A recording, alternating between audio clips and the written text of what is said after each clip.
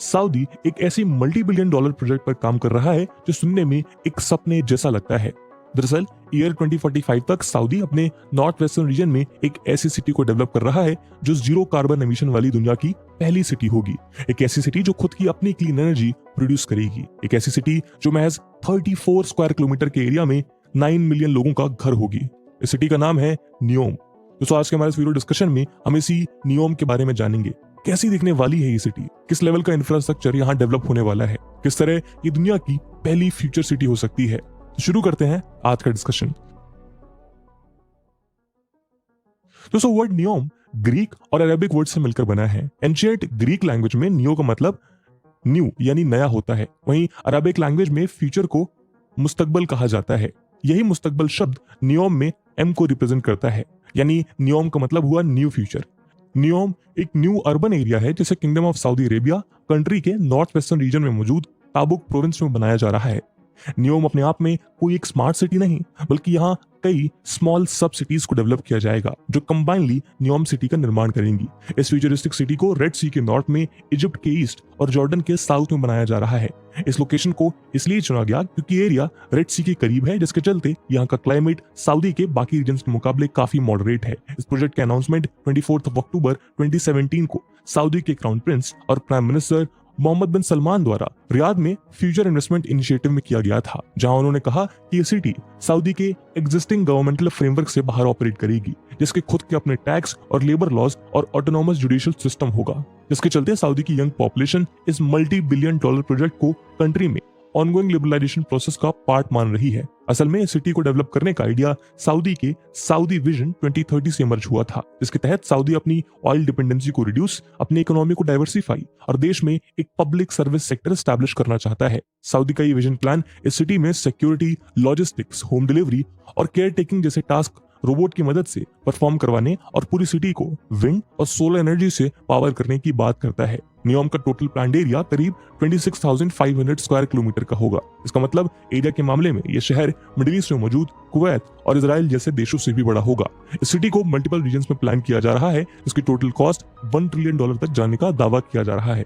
इस सिटी में floating industrial complex, global trade hub, tourist resort और एक लीनियर सिटी को बनाया जाएगा जो रिन्यूएबल एनर्जी सोर्सेस पावर्ड होंगे। कहा जा रहा है कि पूरी सिटी क्लीन एनर्जी पर सस्टेन करेगी, जो इसे दुनिया का पहला कार्बन एमिशन फ्री शहर बनाएगा। साथ ही यहाँ स्मार्ट टाउन्स भी बनाए जाएंगे जो पूरी तरह लेटेस्ट और मॉडर्न टेक्नोलॉजी से लेस होंगे। इसके लिए application programming interfaces, artificial intelligence, cloud computing services और मशीन लर्निंग जैसे टूल्स का सहारा लिया जाएगा। हालांकि नियोम का सबसे एम्बिशियस प्लान वहां किए जाने वाले फूड प्रोडक्शन को माना जा रहा है। दरअसल फिलहाल मिडिल ईस्ट के harsh climate, less fertile soil land और इनसफिशिएंट नेचुरल वाटर रिसोर्सेज के चलते सऊदी अरेबिया अपने 80% फूड को बाहर से इंपोर्ट करता है। लेकिन सऊदी लीडरशिप चाहती है कि नियोम को वर्ल्ड की मोस्ट फूड सफिशिएंट सिटी के तौर पर डेवलप किया जाए, जिसके लिए इनोवेटिव वर्टिकल फार्मिंग टेक्निक का इस्तेमाल किया जाना है। इस सिटी से जुड़ी एक और खास बात यह है कि ये सिटी पूरी तरह कार फ्री होगी, यानी इस पूरे रोबस्ट शहर में आपको एक भी कार देखने को नहीं मिलेगी। इस सिटी को इस तरह प्लान किया जा रहा है कि अपने इन एंड अराउंड मौजूद 95% एनवायरनमेंट को प्रिजर्व करने में सक्षम होगी। साल 2026 तक यहाँ करीब 500,000 लोगों को सेटल किया जाएगा, जो 2030 तक बढ़कर 2 मिलियन और इवेंचुअली 2040 के करीब 9 मिलियन हो जाएंगे। डेवलपर्स इस सिटी को ईयर 2039 तक अस्तित्व में लाना चाहते हैं, लेकिन लेटेस्ट रिपोर्ट के मुताबिक ये शहर प्रोबेबली 2045 तक बनकर तैयार हो जाएगा। हालांकि अगर सब कुछ ठीक रहा तो प्रोजेक्ट का पहला फेज 2025 तक कंप्लीट होने की संभावनाएं हैं। तो आइए इस सिटी के मेजर कंपोनेंट्स के बारे में डिटेल में जानते हैं। दोस्तों नियोम के 10 मेजर रीजन या कंपोनेंट्स होने वाले हैं। इनमें से 4 कंपोनेंट के बारे में इंफॉर्मेशन पब्लिक डोमेन में अवेलेबल है। आइए इन 4 कंपोनेंट को जानते हैं। The line.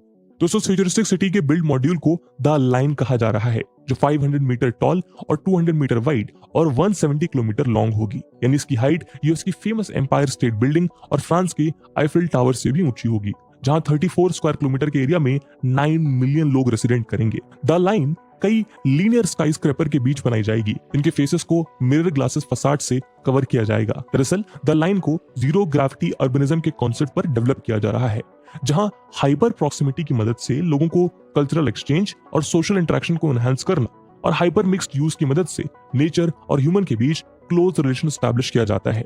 टेक्नोलॉजीज और आर्किटेक्चरल ब्रिलियंस से यहाँ डेवलपर्स एक ऐसा इकोसिस्टम क्रिएट कर रहे हैं जो round the year natural ventilation की मदद से क्लाइमेट और टेम्परेचर को कंट्रोल करेगा। साथ ही यहाँ रहने वाले रेसिडेंट्स द्वारा इस्तेमाल की जाने वाली एनर्जी और वाटर दोनों 100% रिन्यूएबल सोर्सेज से जनरेट होंगी।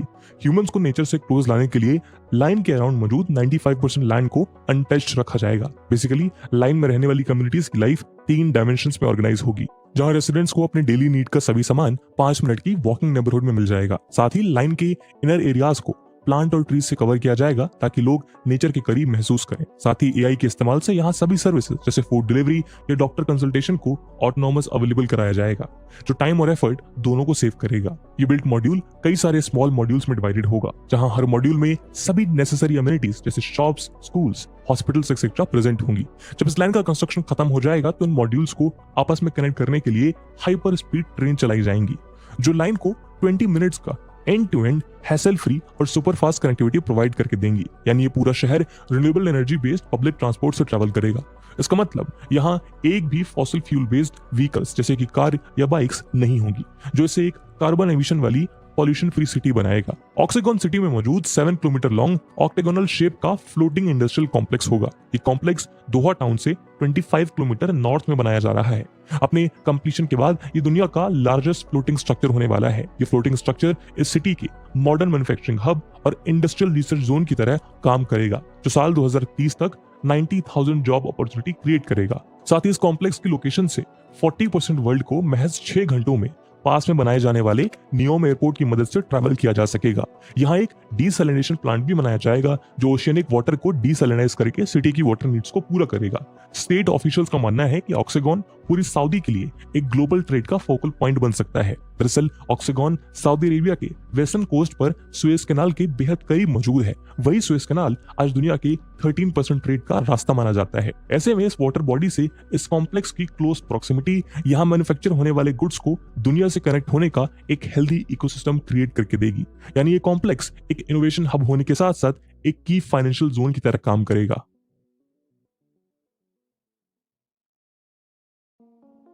दोस्तों, जनरली जब सऊदी अरेबिया का ख्याल हमारे दिमाग में आता है तो हमें लगता है कि एक ऐसा देश जो मोस्टली डेजर्ट से घिरा हुआ होगा, लेकिन रियलिटी में सऊदी की ज्योग्राफी काफी डाइवर्स है। यहाँ माउंटेन्स, वोल्केनोज और डिफरेंट ज्योग्राफिकल फीचर्स भी देखने को मिलेंगे। अभी इसी ज्योग्राफिकल डाइवर्सिटी का इस्तेमाल कर अब सऊदी अरेबिया यहाँ एक पॉपुलर स्कीइंग साइट भी बनाने जा रहा है। ट्रोजना अरेबियन पेनिनसुलर की फर्स्ट आउटडोर स्कीइंग डेस्टिनेशन होगी। इस साइट को गल्फ ऑफ अकाबा से 50 किलोमीटर दूर सारवत माउंटेन्स में 1500 से 2600 मीटर के एलिवेशन पर बनाया जा रहा है, जो सऊदी की one of the highest mountain ranges हैं। बताया जा रहा है कि ये साइट 2026 तक ओपन हो जाएंगी। ट्रोजना इस मेगा प्रोजेक्ट का एक यूनिक हिस्सा है, जो लोगों के लिए फन और स्पोर्ट एक्टिविटी साइट होने वाला है, जहां लोग all whether through out the year traditional skiing site से अलग डिफरेंट टेरेन्स पर स्कीइंग को एंजॉय कर सकेंगे। वैसे तो ट्रोजना जिस एरिया में बनाया जा रहा है वहां विंटर्स में टेम्परेचर अक्सर 0 डिग्री सेल्सियस से कम हो जाता है, लेकिन फिर भी स्कीइंग के लिए यहाँ आर्टिफिशियल स्नो क्रिएट की जाएगी। ट्रोजना को 2029 में होने वाले एशियन विंटर गेम्स के वेन्यू के तौर पर चुना गया है, जो इसे विंटर स्पोर्टिंग इवेंट्स होस्ट करने वाली पहली अरेबियन साइट बनाएगा। साथ ही यहाँ पर एक 2.8 kilometre long fresh water manmade lake भी बनाई जा रही है। सिंडाला सिटी कोस्ट पर बनने वाला एक 1 मिलियन 1 लाख क्यूबिक यार्ड का लग्जरी कॉम्प्लेक्स है। असल में ये एक आइलैंड सिटी है जो रेड सी का स्टनिंग और एक्सक्लूसिव गेटवे प्रोवाइड करती है। ये लग्जरी कॉम्प्लेक्स डेली करीब 2400 विजिटर्स को होस्ट कर सकेगा। यहाँ 3 लग्जरी होटल्स और अनेक रेसिडेंशियल प्लेसेस होंगी, जहां आने वाले टूरिस्ट दुनिया भर की एक्टिविटीज जैसे गोल्फ, याच राइड और अंडर वाटर स्पोर्ट्स को एंजॉय कर सकेंगे। लेटेस्ट अपडेट के मुताबिक इस कंपोनेंट को प्रोबेबली नेक्स्ट ईयर यानी 2024 में ओपन किया जाएगा। दोस्तों, भले ही सिटी में ग्लोबल इन्वेस्टर्स से लेकर इंटरनेशनल टूरिस्ट को अट्रैक्ट करने के तमाम अल्ट्रा मॉडर्न और ग्लैम्स मौजूद हैं, हालांकि ये $multi-billion मेगा प्रोजेक्ट कई कंट्रोवर्सीज का भी फोकल पॉइंट बना हुआ है। इस ह्यूज प्रोजेक्ट का सबसे पहला डार्क साइड जुड़ा है नोमैडिक बेडुइन होइटेड ट्राइब के साथ, जिन्हें इनएडिक्वेट कॉम्पेंसेशन के साथ इस प्रोजेक्ट साइट वाली लोकेशन से इविक्ट कर रिलोकेट किया गया था। नियम के साथ दूसरी बड़ी प्रॉब्लम है यहाँ इस्तेमाल होने वाले अल्ट्रा मॉडर्न टेक्नोलॉजीज, जिसमें से बहुत से टेक्नोलॉजीज को ओवर द ईयर्स डेवलप किया जाएगा। ऐसे में इतने वाइड स्केल R&D और इनोवेशन को सक्सेसफुली डेवलप कर पाना अपने आप में एक बड़ा चैलेंज होने वाला है। क्योंकि यहाँ एक छोटा सा टेक्निकल एरर भी इतने कॉम्पैक्ट एरिया में रह रहे लोगों की लाइफ को इंडेंजर्ड कर सकता है। साथ ही एक्सपर्ट्स द लाइन में इस्तेमाल होने वाले सीमलेस एआई के यूज को लेकर भी सवाल खड़े कर रहे हैं। उनका मानना है कि इस तरह का एक एआई बेस्ड इकोसिस्टम लोगों की प्राइवेट लाइफ, उनकी चॉइसेस और उनके थॉट्स को मैनिपुलेट करने के लिए आसानी से इस्तेमाल किया जा सकता है। इसी तरह इस प्रोजेक्ट के फंड को लेकर भी कई अटकलें लगाई जा रही हैं। दरअसल न्यूयॉर्म को फंड करने का काम सऊदी के sovereign wealth private investment fund को दिया गया है, जो अपने रेवेन्यू के लिए हाईलाइट ऑयल रिलेटेड आउटपुट पर डिपेंडेंट है, जो करीब 2045 तक कंटिन्यूअसली चलने वाले इस प्रोसेस के लिए काफी वॉलेटाइल सोर्स ऑफ फंड बनाता है। ऊपर से न्यूयॉर्म प्रोजेक्ट अभी तक किसी मैसिव फॉरेन इन्वेस्टमेंट को अट्रैक्ट नहीं कर पाया है, क्योंकि कई लोग इसके सस्टेनेबिलिटी को लेकर भी इस पर डाउट कर रहे हैं। इन सबके अलावा इस प्रोजेक्ट के साथ कई सारे एनवायरमेंटल कंसर्न्स भी मौजूद हैं। इसे ना तो जीरो कार्बन एमिशन वाला और ना ही ह्यूमन नेचर को एग्जिस्टेंस वाला प्रोजेक्ट मान रहे हैं। तो न्यूयॉर्म की इस मार्वलस साइट और उसके डार्कर साइड को देखने के बाद एक सवाल जरूर उठता है, क्या दुनिया को न्यूयॉर्म की जरूरत है? तो उसका जवाब थोड़ा सा कॉम्प्लेक्स हो सकता है, लेकिन हमें यह भी ध्यान रखना चाहिए कि हम सब जानते हैं कि दुनिया तेजी से बदल रही है। हमारे कंजम्पशन पैटर्न, हमारे यूटिलाइजेशन पैटर्न और हमारा डिस्चार्ज पैटर्न। ऐसे में नेचुरल रिसोर्सेज पर बढ़ती डिपेंडेंस और तेजी से डिग्रेड होती नेचर हेल्थ को देखते हुए एक बात तय है, अगर हमें अपनी सिविलाइजेशन को लॉन्ग लास्टिंग बनाना है तो हमें ह्यूमन इनोवेशन को अपनाना पड़ेगा।